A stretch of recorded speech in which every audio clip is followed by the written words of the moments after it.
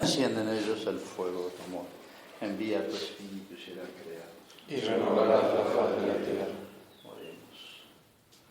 Oh Dios, que habéis iluminado los corazones de tus fieles con la luz del Espíritu Santo, danos gustar todos los rectos según el mismo Espíritu y gozar siempre de su consuelo. Por Jesucristo nuestro Señor. Amén. Inmaculado Corazón de María. Sea la salvación del alma mía. San Ignacio de Loyola. Ruega por nosotros. Bueno, vamos a ver brevemente para que tengan más tiempo y yo también, para la confesión, los que quieran. Algunas indicaciones generales sobre la confesión para ahora y para siempre, ¿no? Decía San Ambrosio, 2 puertas tiene el cielo, la inocencia y la penitencia. 2 puertas tiene el cielo, el mismo cielo, ¿no? La inocencia y la penitencia. O sea, ¿qué quiere decir con esto? Que la penitencia se equipara por los efectos, por los frutos, al mismo cielo. Una cosa importante, o digamos, la más central, estamos hablando obviamente del sacramento ahora del perdón, la penitencia como sacramento, es el sacramento de la misericordia de Dios. Un tema tan necesario y urgente hoy, porque al tomar conciencia del mal, uno puede adquirir una personalidad, ni sin quererlo, un poco derrotista, y cultivar más bien la desesperación. Lo que le pasó a Judas justamente fue eso. Tomó profunda conciencia de su pecado y él tenía mucha información. Él había conocido muy de cerca a Jesucristo. De manera que el demonio fácilmente lo hizo ver lo tremendo, de injusto que había hecho Judas. Realmente lo fue. Pero aún el pecado de Judas, y más todavía, hubieran sido perdonables. Entonces, más uno toma conciencia del mal, hay que tomar conciencia. La solución no está en no llamar mal al mal. La solución no está en no ver la extensión y la profundidad del mal, sino ver eso, como ya nos proponía San Ignacio, a la luz de la abundancia de la redención. Copiosa apudeu redentio, dice un salmo. Es abundante en él la redención, la capacidad de redención. Los medievales, si usted ve los crucifijos medievales, muy importante el arte como refleja esto, los crucifijos medievales está Jesús, aparte que no está como en su humanidad abatida, sino suele estar como vivo, pero sobre todo un detalle que es muy importante, de las llagas de Cristo brotan como chorros de sangre, como una surgente. Está tomado, una lectura teológica, está tomado de ese texto del Salmo, copiosa apudeu redemptio. O los textos de los profetas que decían que en aquel tiempo habrá una fuente de aguas vivas. O sea, la sangre de Cristo es esa fuente profetizada por los apóstoles, por los profetas. Y el agua viva significa la surgente, o sea que tiene fuerza propia. Los Cristos renacentistas o posteriores sobre todo, algunos dicen por influjo algo del protestantismo, aparece todo casi exclusivamente el abatimiento de Cristo, que fue una de las objeciones que le pusieron a la película de Mel Gibson, ¿no? Donde aparece Cristos bañados en sangre, una exageración de sangre, una exageración de latigazos, la Virgen toda de negro, destruida.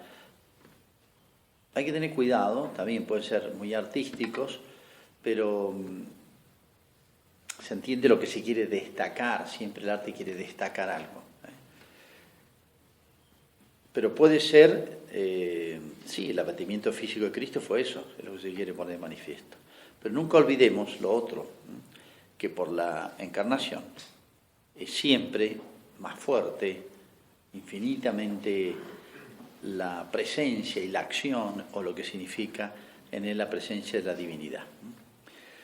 Por eso el sacramento del perdón, fíjense que en la cruz, las primeras palabras de Cristo, perdónalos, aquí tienes a tu madre, y el cielo. Las tres primeras palabras de Cristo en la cruz se refieren a los frutos de la pasión de Cristo. Y el primer fruto de la pasión es el perdón de los pecados, quitar lo que es negativo. Después, el cielo. Hoy estarás conmigo en el paraíso.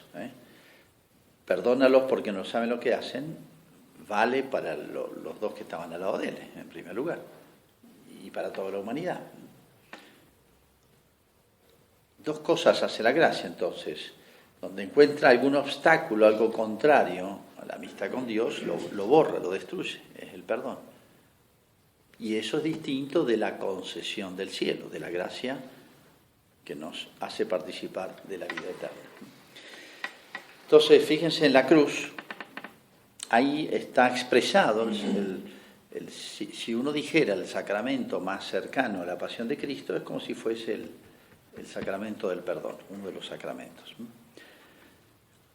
De manera que la fuerza del perdón, la capacidad de perdonar, de limpiar, de purificar, etc., es infinita, es como es infinitamente valiosa las acciones de Cristo. Todos tienen un valor infinito porque el sujeto es divino.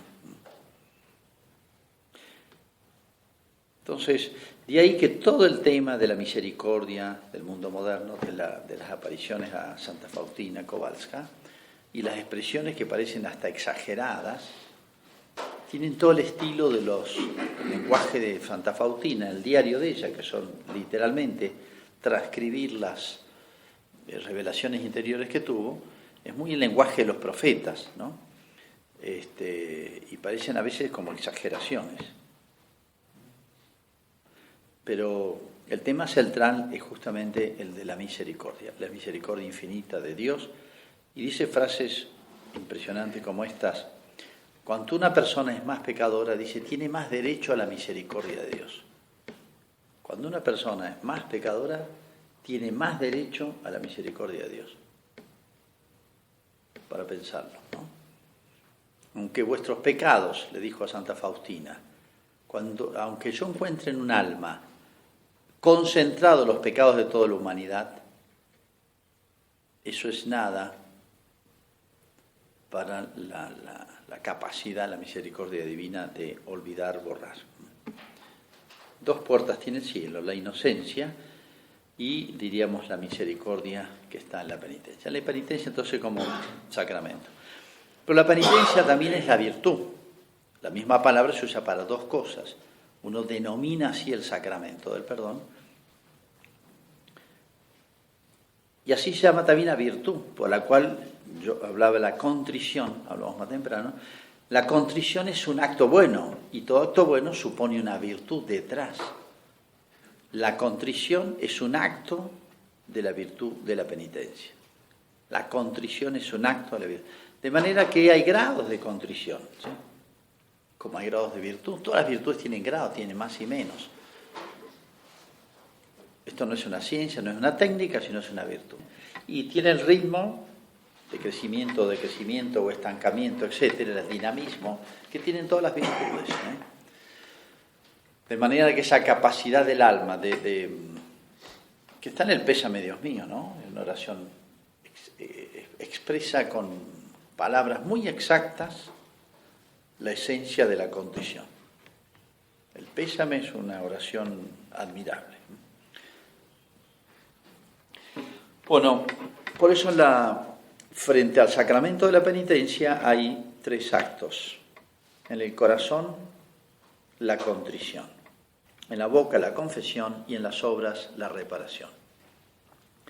En el corazón, la contrición. Este es el acto principal. La contrición significa destrucción. Claro, lo destruyo no solamente con mi acto, sino con la fuerza del sacramento, obviamente, ¿no? En el corazón la contrición, que tiene dos miradas. Hacia atrás es el arrepentimiento. Me arrepiento de todo corazón de haberse ofendido. Y hacia adelante el propósito, el propongo firmemente no pecar más y evitar las ocasiones. Tiene dos miradas, pero nacen de una misma disposición del alma, que es este acto de contrición. Por eso, acto de contrición. Muy preciso todo. Siempre es más difícil el propósito de enmienda que el arrepentimiento. Cuesta sacarle al alma, cuesta sacarle al corazón más el propósito de enmienda que el arrepentimiento. O sea, en otras palabras, donde más se nota si hay contrición o no y cuánta, es en el propósito de enmienda. Este acto entonces, el de la contrición, con esas dos miradas, etc., es el acto central del penitente. Es esa disposición del alma, que es un acto, también, ¿no? Proporciona la abundancia o no, es como el recipiente, ¿no?, de las gracias del sacramento. Si hay una gran contrición, hay una abundancia de gracias más grande. Es como el recipiente.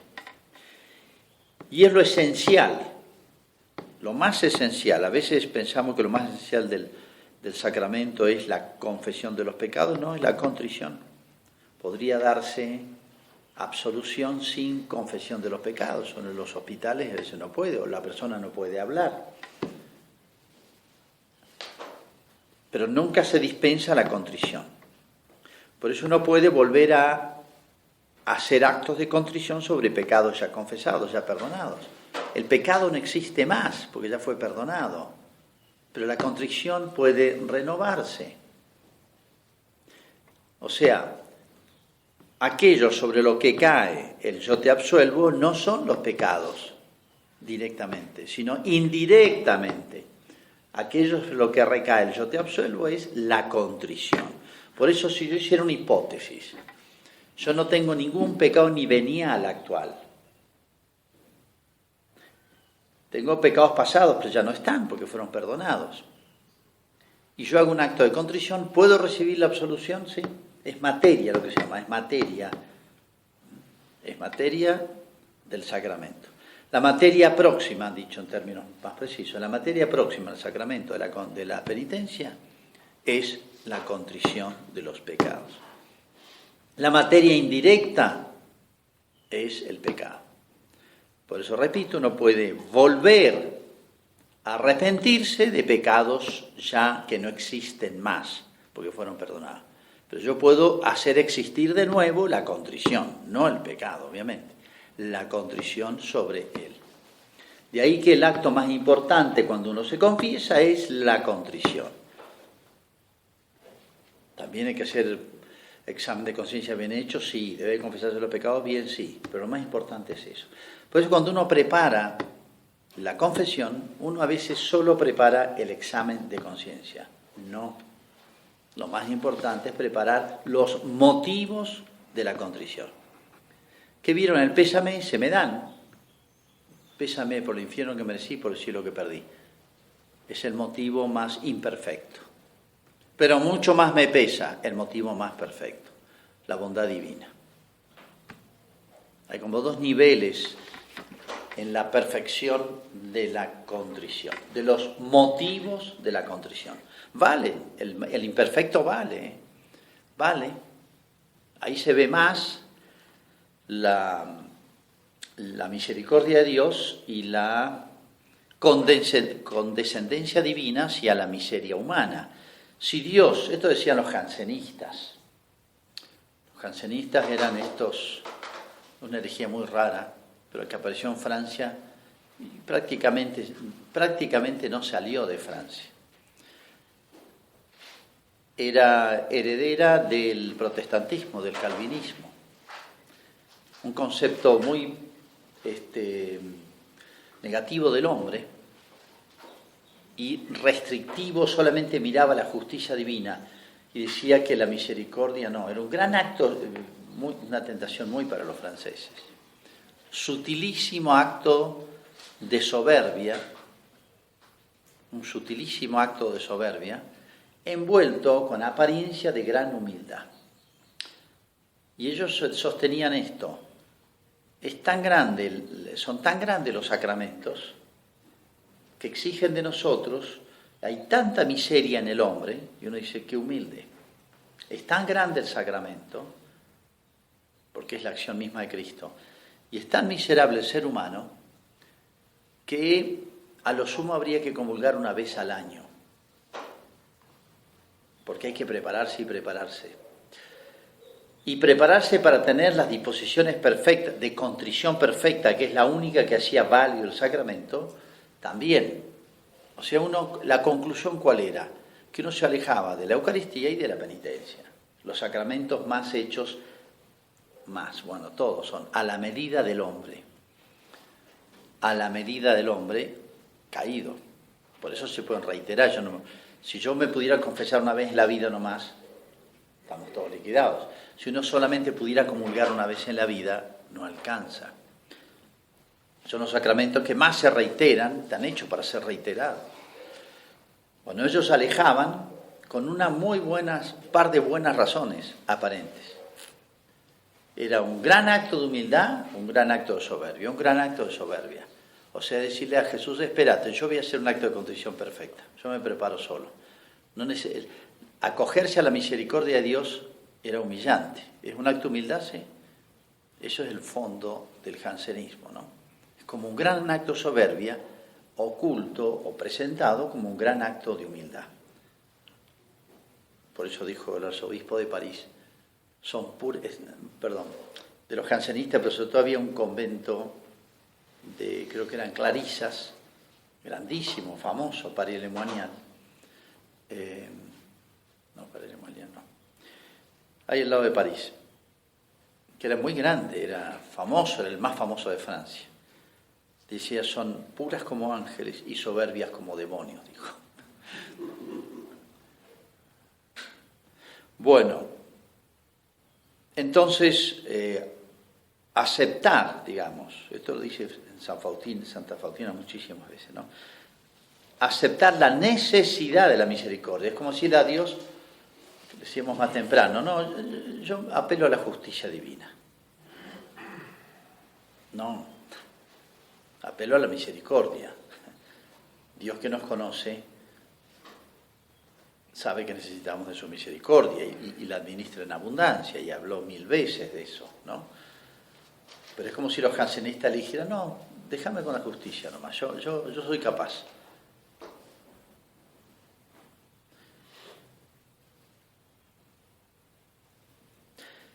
Entonces, en primer lugar, la contrición y los motivos de la contrición.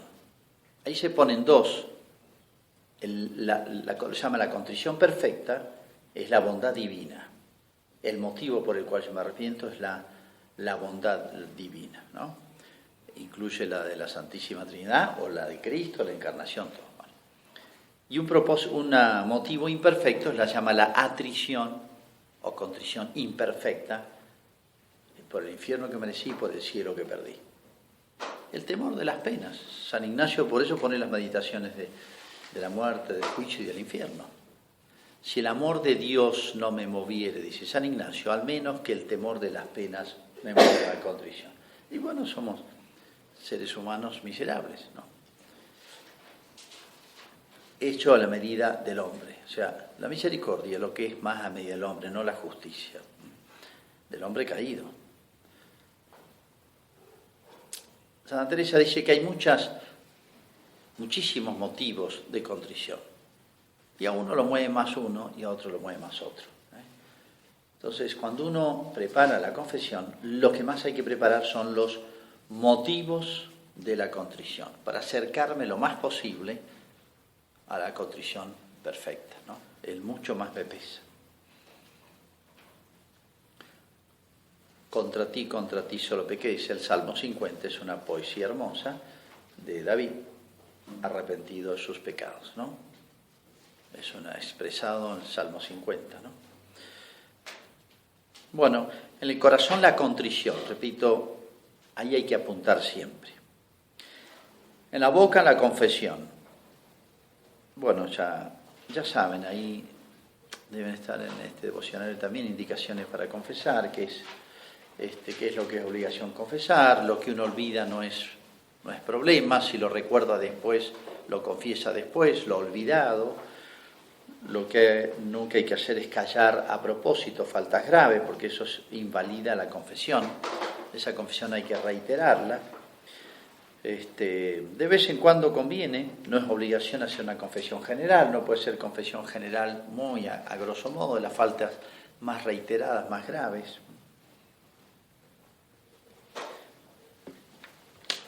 Bueno, y en tercer lugar, en las obras, la reparación.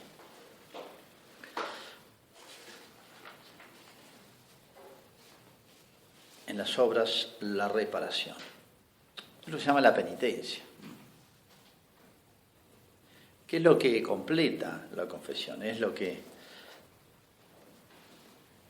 es como es pagar una deuda, ¿no? Es a veces lo que se llama la penitencia de la penitencia o la penitencia del sacramento, queda como una especie de apéndice medio desconectado del sacramento, ¿no? Forma parte y muy importante del sacramento también, porque es la voluntad de reparar, de pagar esa deuda. Es la voluntad de pagar esa deuda. Y es parte de la virtud de la penitencia, porque no es solamente la contrición, sino el deseo de reparar. Quedó en deuda con Dios. Todo pecado es una deuda, perdona nuestras ofensas o deudas, se decía. Y está bien dicho, son deudas.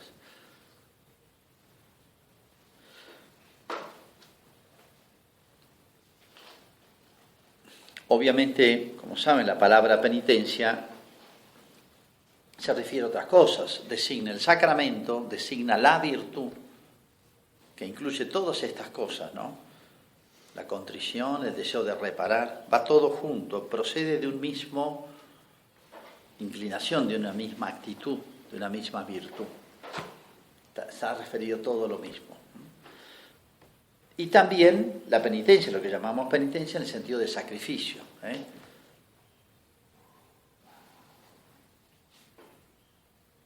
Impresionante ese cuadro de la tercera parte del secreto famoso de Fátima, donde un ángel está por incendiar el mundo, significa la justicia divina, o sea, un castigo peor que la Segunda Guerra Mundial, porque es posterior, ¿no? Bueno, y la Virgen lo frena, no obstante le grita al mundo el ángel, penitencia, penitencia, penitencia, 3 veces. 3 veces significa intensidad, es una cosa, santo, santo, santo es el Señor. Podría decir una sola vez, no significa intensidad, urgencia, intensidad, el ángel. Y eso no se lo frena a la Virgen, le frena el castigo, no la exhortación del ángel. El ángel es ministro de Dios, ¿no? O sea, no somos acá no son opiniones personales. Y es un mensaje al mundo,